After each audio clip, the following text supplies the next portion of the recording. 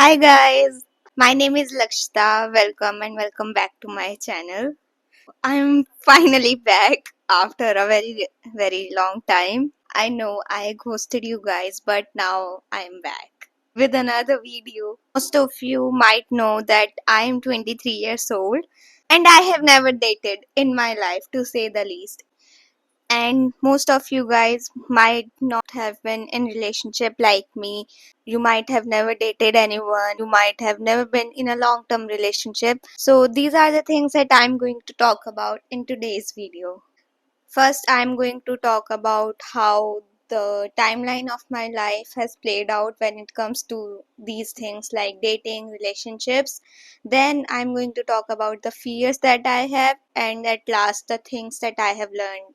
So, let's get into the video. When I was in school, so growing up, I was a socially awkward and introvert kid. For the longest time, I never really had friends in school. When I used to see the groups of people like friends and talk, them being together, like talking and playing, doing things in school together, I never even had the confidence to just go up to them and talk to them and be friends with them, because as I told you, I was introvert. So all I used to do was कि बस पढ़ाई पढ़ाई पढ़ाई पढ़ाई, and I was just good at studies. But now that I have graduated, my school is complete. Like, I wasn't the kind of person who is, the social butterfly, who is like basically really extrovert, who can literally talk to anyone and everyone. People are literally talking about her. She's so pretty, she's literally good at everything. Because I wasn't. I was just good at studies and nothing else. And I wasn't even, surely I can say, I wasn't even visible to people or seen at all.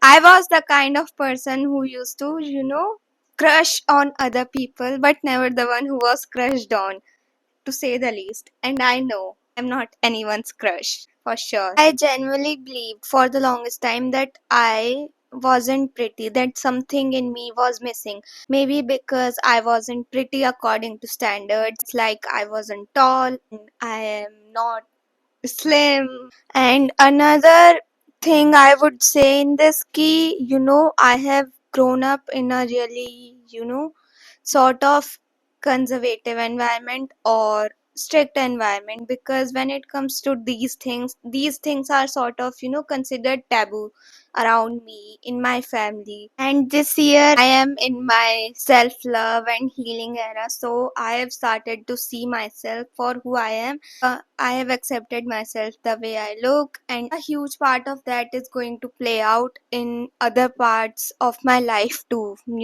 like this dating, relationship, my career, my friendship. And now we are going to talk about the fears that I have when it comes to dating and relationships. Let's be real, the real life isn't fiction where everything is going to be perfect, from the aesthetics, the fairy tale love story, the girl is going to fall in love with the guy and everything is going to work out in her favor. She's going to be with the love of her life and the guy is head over heels for her, and the aesthetics and everything else.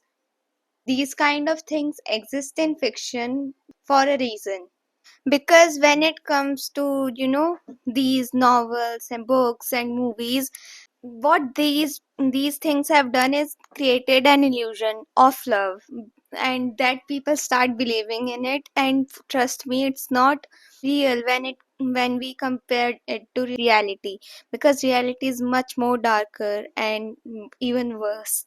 The makers of those things have the creators of those things have authority to change the narrative the way they want. If they want the narrative to be negative, they will do it. If they want the narrative to be positive, they will do it. If they want the characters to end up together, they will. But in real life, it is not just like that. And those characters don't have emotions, those characters don't hold grudges, those character doesn't have negative emotions. Real life people do. And when cases like these happen, it's just terrifying. You see news like this, it sort of, destroys your sense of peace and everything that you believe in.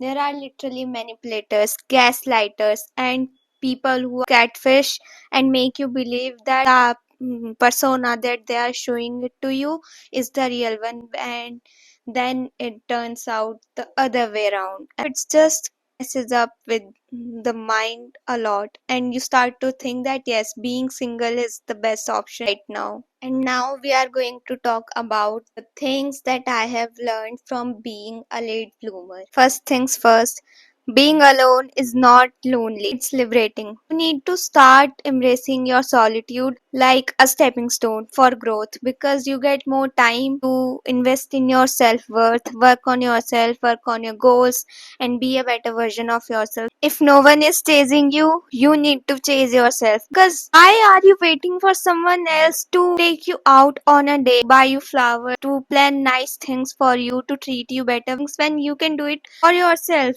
And it's going to be so much better. The only thing you should be chasing at this point should be your career. Another thing is you need to develop a strong sense of internal validation, so that even if things don't work out, your worth is not hanging by a thread on someone else's words, actions, or approval. And you know you can do better, so you choose yourself and walk away instead of fighting and chasing and begging.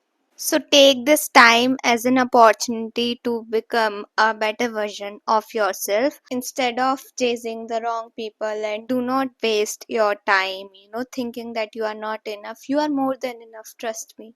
And with that, this video comes to an end. If you like this video, don't forget to subscribe to my channel. Let me know your thoughts in the comment section. I would love to see what you have to say.